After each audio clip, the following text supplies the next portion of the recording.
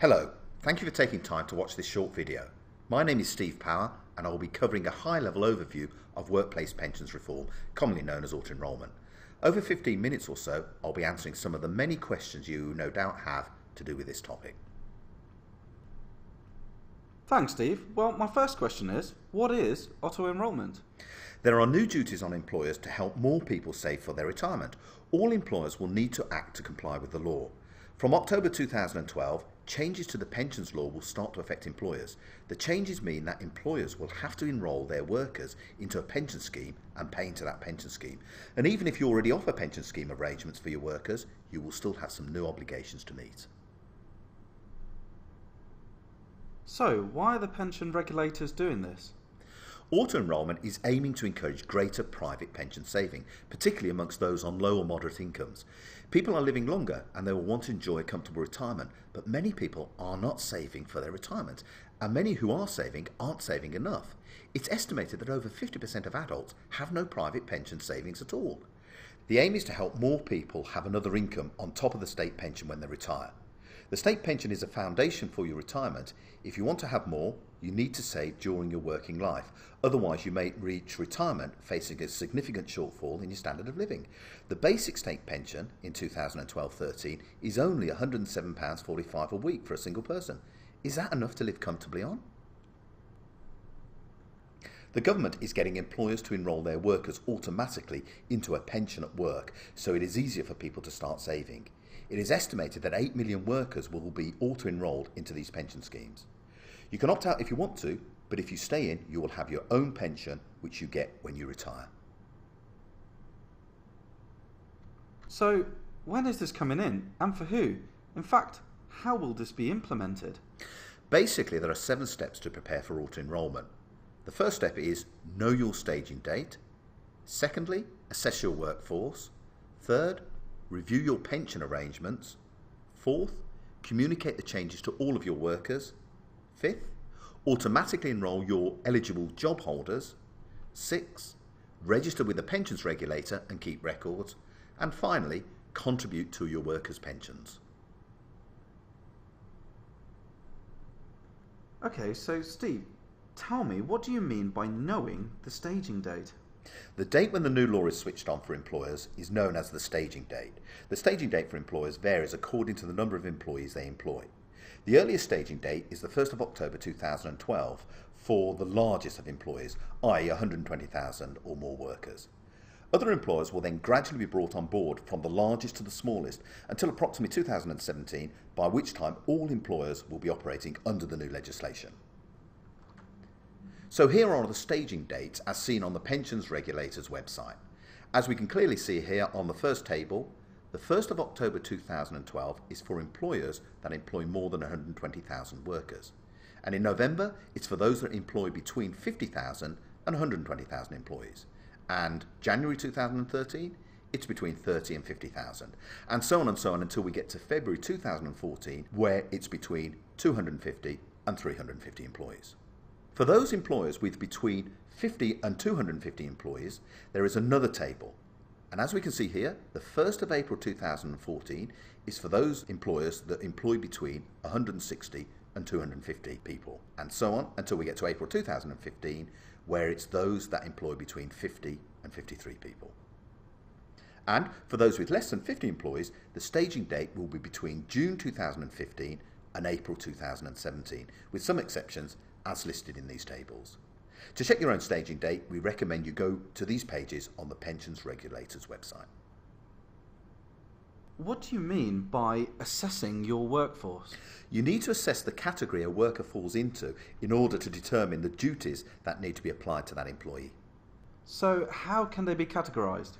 Basically, there are 3 categories which are determined by 2 thresholds as defined by the Pensions Regulator. These 2 thresholds are an auto-enrolment threshold, which is proposed to be £8,105 for the 2012-13 tax year. Basically, this is the same value as the emergency tax code. The second threshold, called the qualifying earnings lower threshold, is proposed at £5,564 for the 2012-13 tax year. With this information, you can start to categorise your workers. The first category is that of the eligible job holder. These are workers aged between 22 and the state pension age and have earnings above the auto enrolment threshold, i.e. above £8,105. Auto enrolment only applies to employees who are classed as eligible job holders. The second category is defined as non-eligible job holders. There are two groups here. Either they are workers aged between 16 and 74, have earnings above the qualifying earnings lower threshold but below the auto enrolment threshold, i.e. above £5,564 but below £8,105. Or they are aged between 16 to 21 or the state pension age to 74 and have earnings above the auto enrolment threshold, above £8,105. Non-eligible job holders can opt into auto enrolment pension schemes, i.e. they can also become a member of the same pension scheme that eligible job holders are automatically enrolled into. Furthermore, when opting in, the employer is also obliged to make contributions into the pension scheme on behalf of these workers. The last category is the entitled worker. These are workers aged between 16 and 74 and have earnings below the qualifying earnings lower threshold. Entitled workers can join a pension scheme. However, that pension scheme need not be an auto-enrolled scheme or a qualifying scheme. A qualifying scheme is a scheme that meets a minimum set of requirements in terms of how they are operated. However, unlike opting in, the employer is not obliged to make contributions to these pension schemes.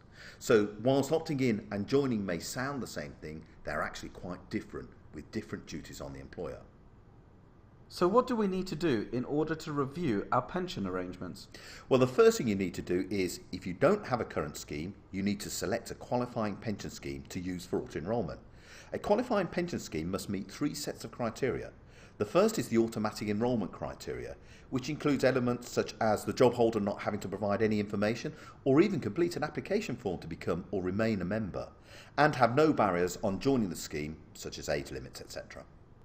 The second is the qualifying criteria. This includes things such as being an occupational personal pension scheme, being tax registered, and satisfy certain minimum requirements. These requirements will be different depending on the type of pension scheme you select. Please be aware that there are additional criteria when looking at non-UK based pension schemes. The third set of criteria is to adhere to the minimum requirements for each pension scheme type. There are basically 4 pension scheme types with differing minimum requirements. Defined contribution occupational pension schemes, defined contribution personal pension schemes, defined benefit pension schemes, and hybrid pension schemes. For example, one of the requirements is the contribution levels.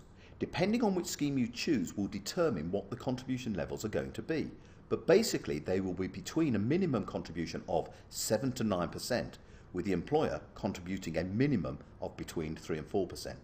Please be aware that employers can define what constitutes pensionable pay.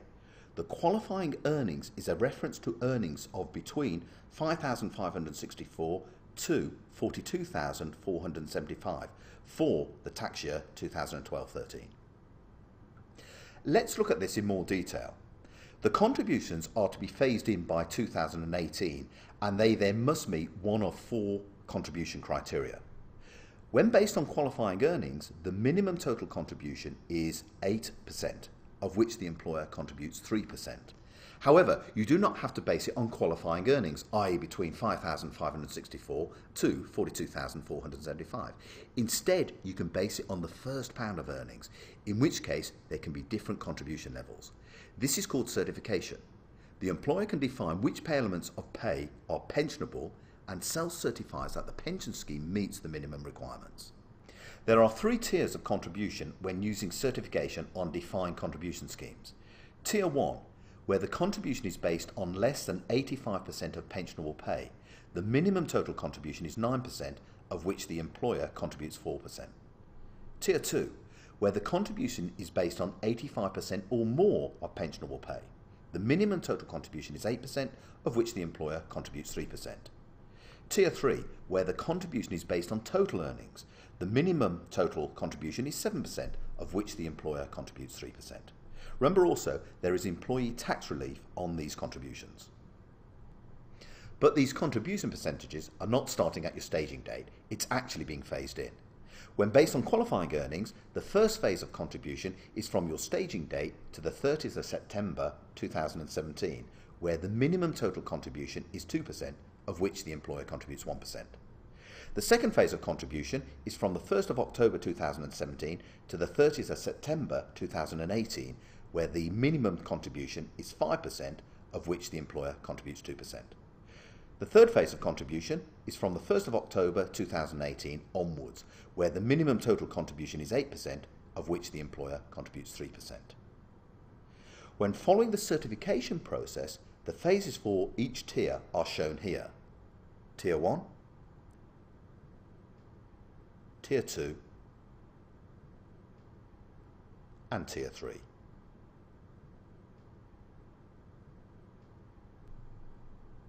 Okay, what happens if I already have an existing pension scheme? If you have eligible job holders who are already active members of an existing pension scheme, then you will need to confirm that it is a qualifying scheme. This will mean that you will not have any automatic enrolment duty for these eligible job holders, but you will be required to issue them with certain information. However, if it does not, then you will have to auto-enrol these eligible job holders into a qualifying scheme. To make this decision, an employer will need to understand the qualifying scheme criteria and satisfy themselves that the pension scheme meets or can be amended to meet those criteria. We strongly advise that you discuss this with your current pension providers. Does this mean I can use my existing pension scheme to auto-enrol my other workers? The answer is yes, you can, because you have confirmed that it is a qualifying pension scheme. However, you may decide not to use your existing pension scheme, in which case you need to set up another qualifying pension scheme, as just discussed. There will be a vast number of pension providers that will have qualifying pension schemes that you can choose from. However, the government is providing a qualifying scheme called NEST, the National Employment Savings Trust. NEST guarantees to accept all employers that apply for this scheme and is aimed for low to medium paid employees. What type of communications will I need to provide to my workers? One of the employer's duties is to provide certain information to workers, irrespective of the category into which those individuals fall. Every employer will almost certainly have an obligation to provide certain specified information within prescribed time limits to groups of their workers. So, for example, entitled workers, you will need to provide information telling them about their right to join a pension scheme. For non-eligible job holders, you will need to provide information telling them about their right to opt into an auto-enrolment scheme. For the eligible job holders, i.e. those that have been automatically enrolled, you will need to provide information about their auto-enrolment process, what it means to them, and about their rights to opt out. For those already members of a qualifying pension scheme, you will need to provide information about that scheme. The information must be provided in writing. You can include information sent by email, but must not include merely signposting to an internet or intranet site or displaying a poster in the workplace. So how do I auto-enrol eligible job holders?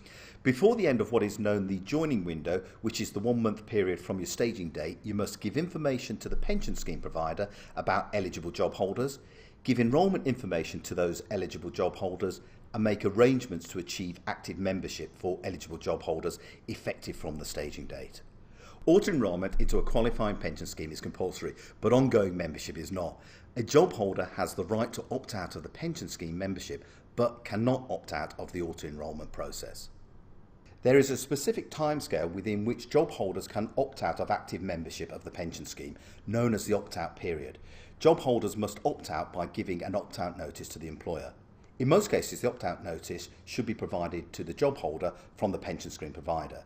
This acts as a safeguard to ensure that the job holder's decision to opt out is taken freely and without influence from the employer. When an employer receives a valid opt-out notice, they must refund the job holder with any contributions deducted from pay within a specific timescale. Equally, any money paid over to the pension scheme must also be refunded to the employer. If a worker opts out, they must be auto-enrolled every 3 years based upon the staging date. Once auto-enrolment has been completed, an employer will have ongoing responsibilities. Some of the responsibilities are to continue paying contributions into the pension scheme, to manage the opt-out process, and to keep records. There are additional safeguards in law for contributions deducted from earnings, including any eligible job holder contributions that have been deducted must be paid across to the trustee or managers of the pension scheme by the 22nd of the month for electronic payments or the 19th of the month for cheque and cash payments.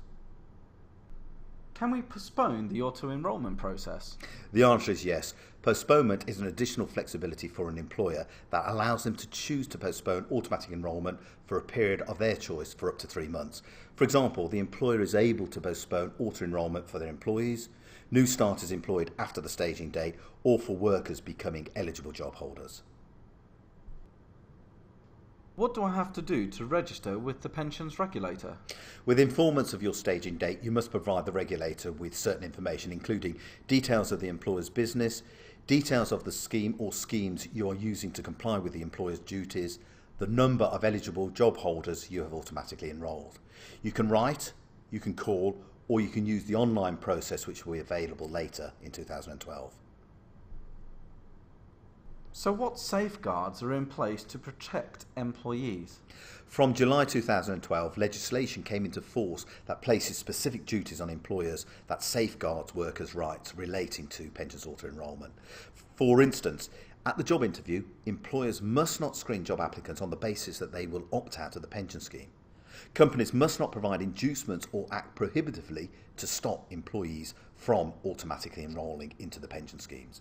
Take any actions that can be seen to induce an employee to opt out of the pension scheme. For example, extend or renew a contract in the case of short-term workers, offer a one-off payment or a higher salary, or offer a promotion. Conversely, an employer cannot put a worker at a disadvantage simply because they have been automatically enrolled, such as withhold a promotion, withhold a pay increase, redundancy or dismissal. It doesn't even matter whether the inducement is successful or not. This is deemed to be unfair treatment of workers. If an employer does so, then the worker can enforce their rights in an employment tribunal. So Steve, can you please summarise what we have just discussed? This was a high-level overview of auto-enrolment, concentrating on the 7 steps to prepare you for this process. We have discussed the staging date and where you can go to get this information. We also covered how to assess your workforce into the 3 categories of eligible job holder, non-eligible job holders, and entitled workers. We then moved on to reviewing your pension arrangements to make sure that you have qualifying schemes to auto-enroll your workers into. Then, how to communicate these changes to your workforce, including their opt-out options. We looked at the actual process of auto-enrolment. You need to register with the pensions regulator using one of the 3 methods discussed, and you need to keep records. And we also discussed the phased level of contributions that both you and your employees need to make. All Pegasus payroll software will be workplace pension reform compliant. Detailed guides are available on the pension regulator's website. We strongly recommend that you visit this website to ensure you follow all of the correct procedures and adhere to the rules. Thank you for taking the time to watch this short video. Further detailed information can be found on these reference links or on the Pegasus website.